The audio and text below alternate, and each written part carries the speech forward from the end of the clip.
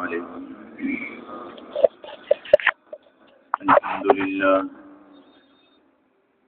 الحمد لله نحمده ونستعينه ونستغفره ونؤمن به ونتوكل عليه ونعوذ بالله من شرور أنفسنا ومن سيئات أعمالنا من يهده الله فلا مضل له ومن يضلله فلا هادي له ونشهد أن لا إله إلا الله وحده لا شريك له ونشهد أن سيدنا ونبينا ومولانا محمدا عبده ورسوله صلى الله تعالى عليه وعلى آله وأصحابه وسلم تسليما كثيرا كثيرا. أما بعد فأعوذ بالله من الشيطان الرجيم. بسم الله الرحمن الرحيم.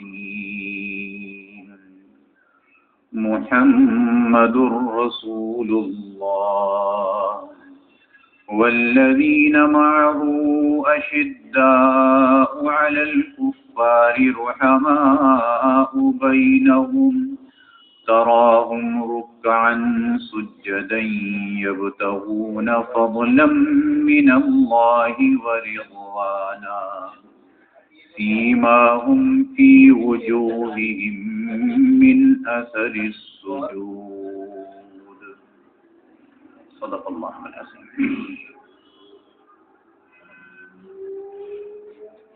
بزرگان محترم اور برادران عزیز، خلیفۃ المسلمین سیدنا صدیق اکبر رضی اللہ تعالی عنہ کے حالات گزشتہ جمعے میں کچھ بیان ہوئے تھے، اور یہ بات بتلائی گئی تھی کہ حضرت صدیق اکبر رضی اللہ تعالی عنہ کے تعلقات اور دوستی جناب رسول اللہ صلی اللہ علیہ وسلم کے ساتھ اس وقت سے تھی جس وقت آپ نبی نہیں بنائے گئے تھے، اور حضرت صدیق اکبر رضی اللہ تعالی عنہ کے سامنے جب آپ نے اسلام پیش کیا، بغیر کسی حجت کے، بغیر کسی سوال کے وہ اسلام میں داخل ہو گئے. جناب رسول اللہ صلی اللہ علیہ وسلم پر اپنی جان بھی خرچ کی، اپنا مال بھی خرچ کیا. ان کے حالات میں جو کتابیں ہیں اس میں یہ بات موجود ہے کہ حضرت صدیق اکبر رضی اللہ تعالی عنہ کے پاس جس وقت انہوں نے اسلام قبول کیا ہے، جو جمع پونجی تھی، یا آپ ہمارے زمانے کے الفاظ میں کہیے جو بینک بیلنس تھا، وہ 40,000 درہم کا تھا. اور جس وقت حضور اقدس صلی اللہ علیہ وسلم کے ساتھ ہجرت کی ہے اور مدینہ منورہ پہنچے ہیں، وہ اس وقت 5,000 درہم رہ گیا تھا. اتنی خوش دلی سے اسلام کے راستوں میں حضرت صدیق اکبر رضی اللہ تعالی عنہ نے خرچ کیا. یہ بات بتلائی گئی تھی کہ مکہ مکرمہ میں وہ لوگ جو مسلمان تھے اور غلام اور باندیاں تھیں، انہوں نے اسلام قبول کیا تھا. حضرت صدیق اکبر رضی اللہ تعالی عنہ نے ان کے آقاؤں سے منہ مانگے داموں میں ان کو خریدا اور خریدنے کے بعد آزاد کر دیا. اس سے جہاں ان کے ثابت قدمی میں اضافہ ہوا اسلام پر، وہاں حضرت صدیق اکبر رضی اللہ تعالی عنہ کے اس عمل سے وہ اور زیادہ مستعد ہو گئے اسلام کے لیے. یہی حضرت صدیق اکبر رضی اللہ تعالی عنہ ہے کہ مکہ مکرمہ میں حضرت خدیجہ رضی اللہ تعالی عنہا کی وفات کے بعد حضرت خولہ رضی اللہ تعالی عنہا نے حضور علیہ الصلوۃ والسلام کا ایک نکاح حضرت سودا ام المؤمنین رضی اللہ تعالی عنہا سے کرایا، اور پھر کچھ وقت کے بعد حضور علیہ الصلوۃ والسلام سے حضرت خولہ رضی اللہ تعالی عنہا نے کہا کہ آپ حضرت عائشہ رضی اللہ تعالی عنہا سے نکاح کر لیجیے۔ انہی کی تحریک پر پھر حضرت خولہ خود ہی پیغام لے کر گئی حضرت صدیق اکبر رضی اللہ تعالی عنہ کے پاس۔ حضرت عائشہ رضی اللہ تعالی عنہ کی نسبت پہلے کہیں اور طے ہوئی ہوئی تھی۔ حضرت صدیق اکبر رضی اللہ تعالی عنہ نے ان سے کہا بھائی تم نے نکاح کرنا ہے تو کر لو۔ انہوں نے کہا میں اس نسبت کو ہی ختم کرتا ہوں۔ حضرت عائشہ رضی اللہ عنہ کا نکاح حضور علیہ الصلوۃ والسلام کے ساتھ ہوا۔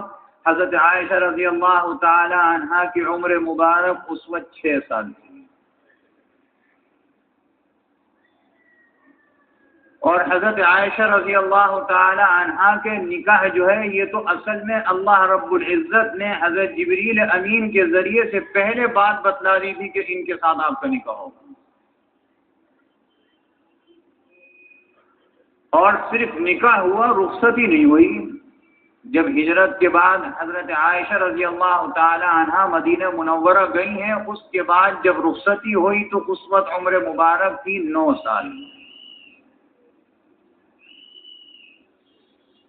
یہ حضرت عائشہ رضی اللہ عنہ ام المؤمنین ہے، کس کے ساتھ ہوا؟ حضور اقدس صلی اللہ علیہ وسلم کے ساتھ۔ اور اسلام میں اس چیز کی اجازت ہے کہ بچپنے میں کسی کی نسبت کسی کے ساتھ طے کر دیں، اس کی اجازت ہے شریعت۔ اور اگر وہ بچہ اور بچی کم عمر ہیں تو ان دونوں کے جو ولی ہیں ان کو اس بات کی اجازت ہے کہ وہ لڑکی کا باپ یہ کہے کہ میں نے اپنی بیٹی تمہارے بیٹے کو دی، اس نے قبول کر لیا لڑکے کی طرف سے، ولی نے، نکاح ہو گیا، دوبارہ تجدید کی ضرورت نہیں ہے، یہ شریعت کا حکم۔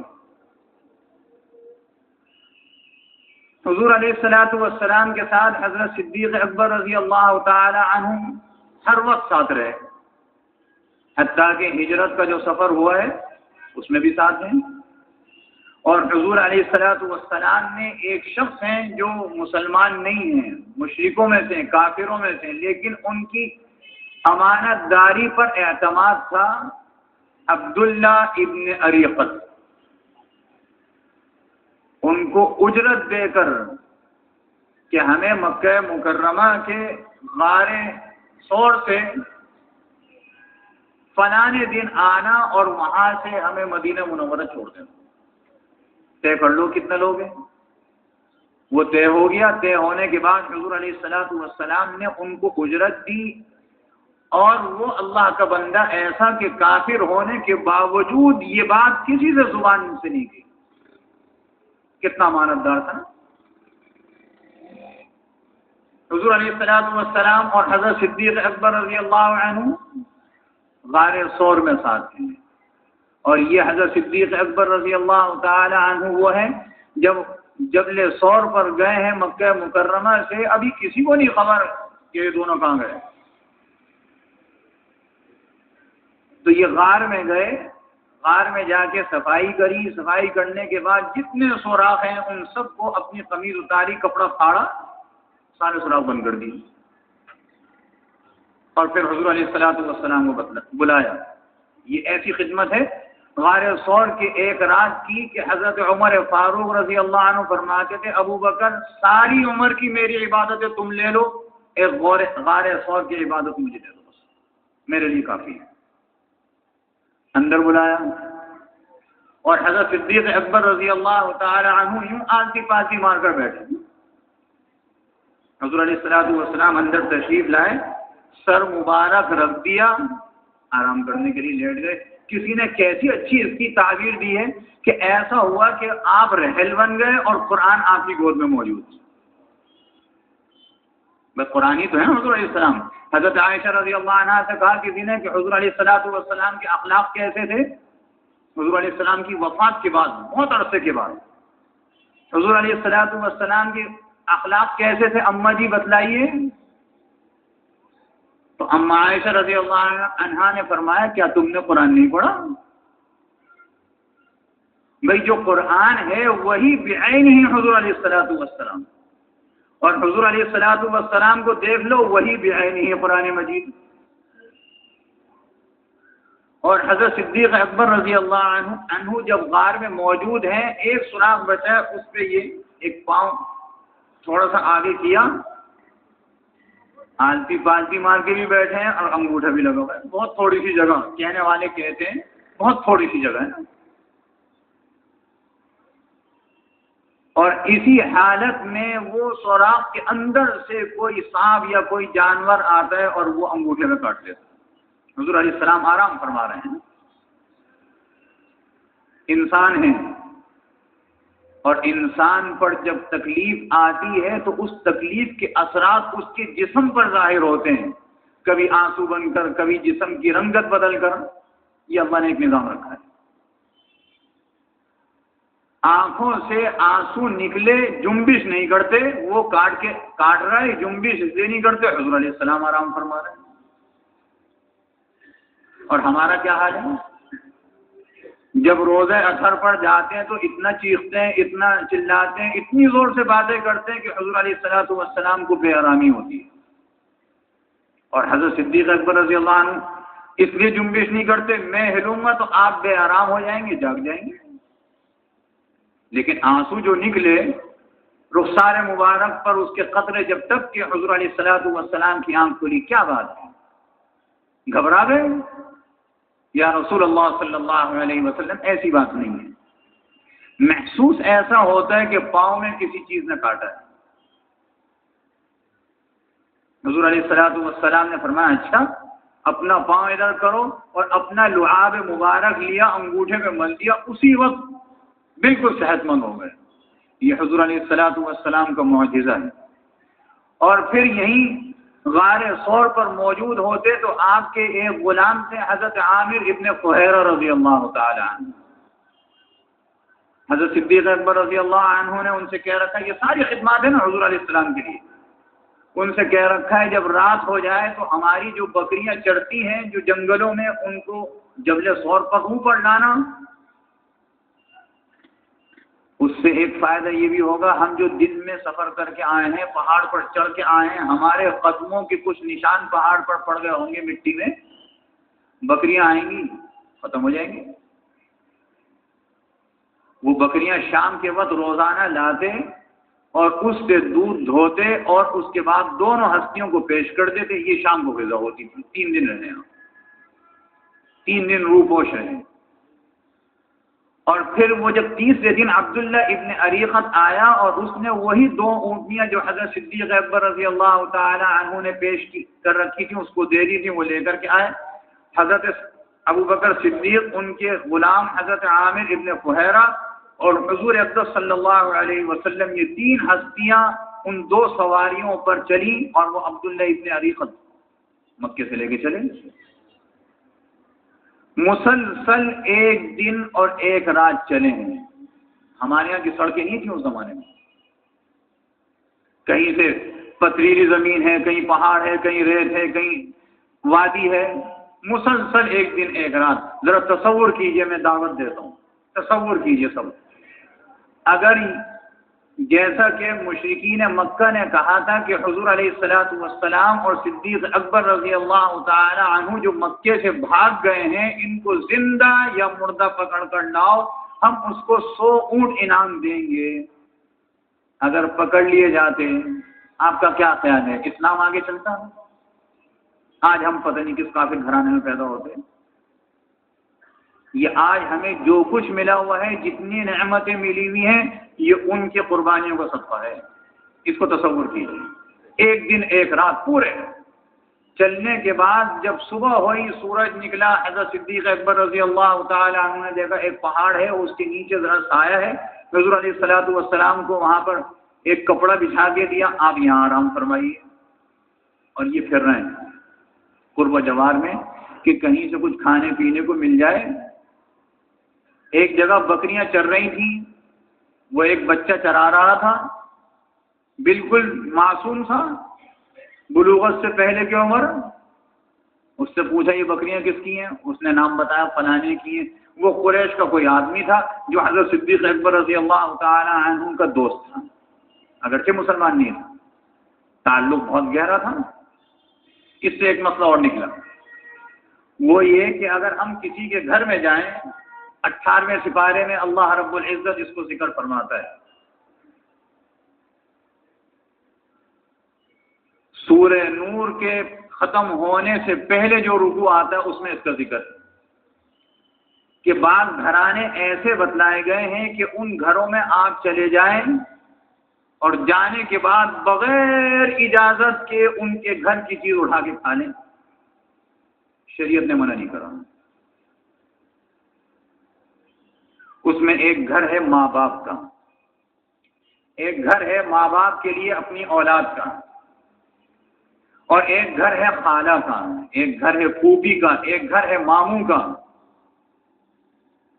اور ایک گھر ایسا ہے جو اس کے ماتحت لوگ ہوں، اس کے غلام ہوں، اس کے ملازم ہوں. کہیں چلے گئے، کوئی چیز اٹھا کے کھا لی، انتہائی طبیعت خوش ہو جائے گی اس کے آدمی کی نا کہ آقا آیا اور آقا نے اتنی بے تکلفی کی کہ بغیر کسی سے پوچھے کوئی چیز بھی اٹھا لی. انہوں نے کہا ٹھیک ہے تم دودھ دھو سکتے ہو؟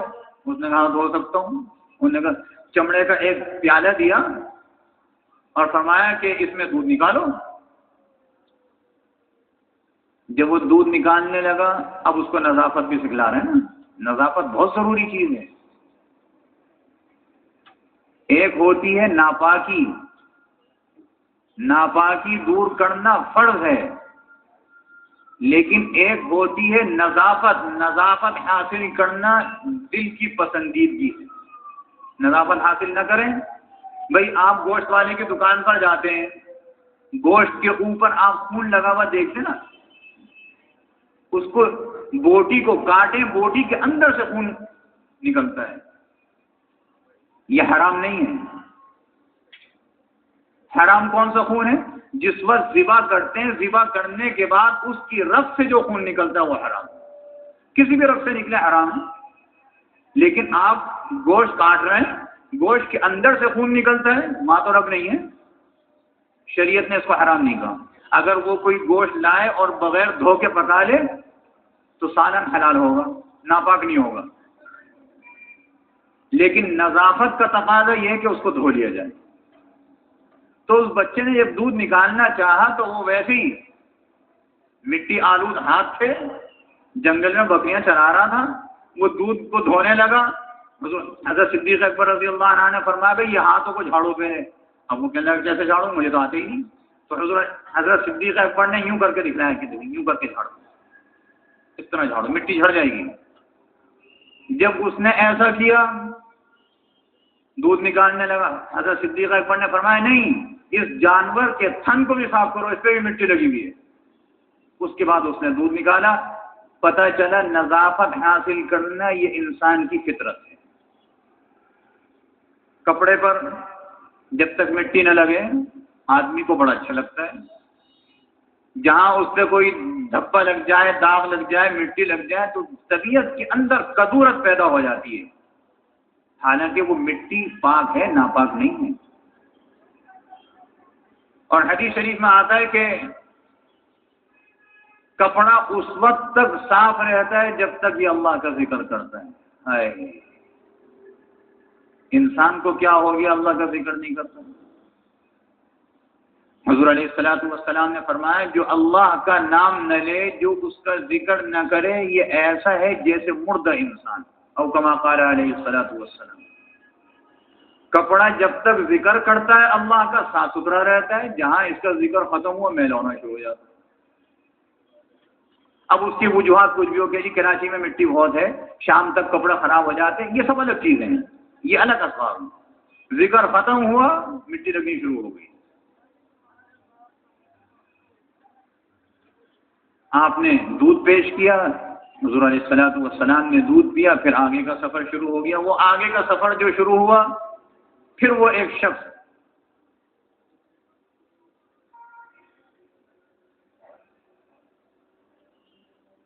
جو ایک مکے کے لوگوں کے اعلان کے بعد مکے ہی کا ایک شخص تھا کہ دونوں کو گرفتار کر کے لاؤ، 100 اونٹ ملیں گے. اس کا نام میں بھول گیا. سراقہ، یہ حضرت سراقہ رضی اللہ تعالی عنہ، حضرت سراقہ ابن مطعم رضی اللہ تعالی عنہ، یہ بعد میں مسلمان ہوئے حضرت فاروق اعظم رضی اللہ عنہ کے دور خلافت میں.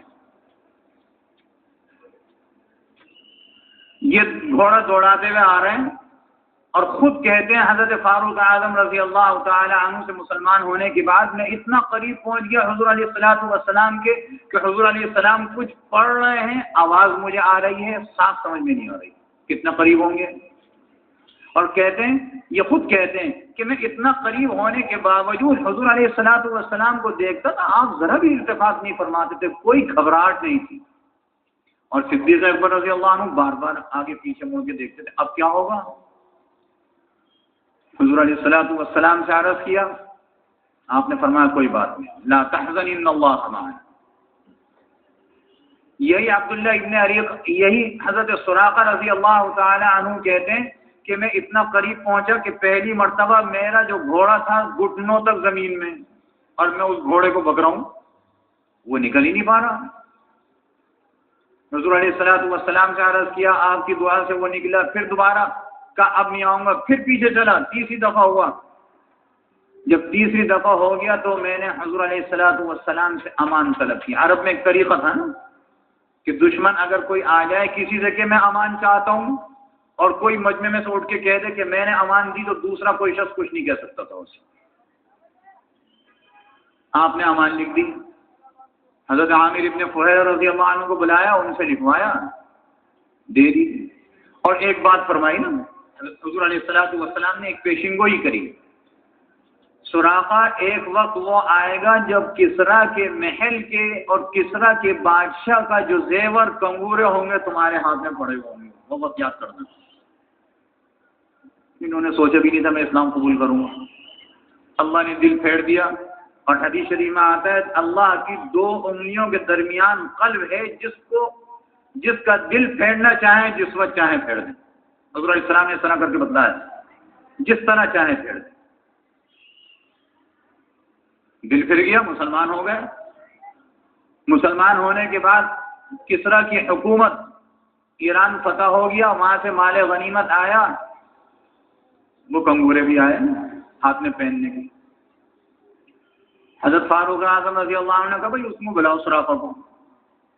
بلائے گئے. کہنے کہ ذرا پہن کے دکھانا. پہن کے دکھائے. آنکھوں میں آنسو آ گئے حضرت سراقہ رضی اللہ تعالی عنہ. کہنے لگے حضور علیہ الصلوۃ والسلام نے پناہ وقت مجھ سے کہا تھا کہ سراقہ ایک وقت آئے گا جب تمہارے ہاتھ میں کسرا بادشاہ کے جو کڑے ہوں گے وہ تمہارے ہاتھ میں ہوں گے. پیشن گوئی پوری ہوئی. اور پھر اسی طریقے سے حضور علیہ الصلوۃ والسلام مدینہ منورہ کے قریب قبا مقام پر پہنچے. حضرت صدیق اکبر رضی اللہ تعالی عنہ اگرچہ عمر میں 3.5 سال چھوٹے تھے لیکن دیکھنے میں بڑے معلوم ہوتے تھے حضور علیہ الصلوۃ والسلام سے. کچھ بال مبارک میں بھی سفیدی آ گئی تھی. حضور علیہ الصلوۃ والسلام بیٹھے، حضرت صدیق اکبر بھی بیٹھے. وہ قبا سے کچھ لوگ آتے ہیں، انہوں نے پہلے نہیں دیکھا دونوں بزرگوں کو، اور وہ آتے ہیں حضرت صدیق اکبر رضی اللہ عنہ سے مسافہ کرتے ہیں، بیٹھ جاتے ہیں. ایک آتا ہے بیٹھتا ہے، دوسرا تیسرا چوتھا. حضور علیہ السلام سے مسافہ ہی نہیں ہو رہا کسی کا. حضرت صدیق اکبر رضی اللہ عنہ نے پہچانا، ہو یہ میں عمر میں بڑا نظر آ رہا ہوں تو سب سمجھ رہے ہیں میں ہی بزرگ ہوں، نبی میں ہوں. سورج نکلا ہے نا، تپش ہوئی. صدیق اکبر رضی اللہ عنہ ایک چادر تان کے کھڑے ہو گئے حضور علیہ السلام کے اوپر. لوگوں کو جب پتہ چلا نبی تو یہ ہیں، یہ حضرت صدیق اکبر رضی اللہ عنہ. آگے کیا ہوا اس کے متعلق انشاءاللہ آئندہ جمعے میں عرض کیا جائے گا. اللہ رب العزت ہم سب کو صحابہ کرام کے ساتھ محبت نصیب فرمائے اور ان کی قدموں میں ہمارا حشر نصیب ہو. وآخر دعوانا الحمدللہ رب العالمین. سنتیں پڑھ لی.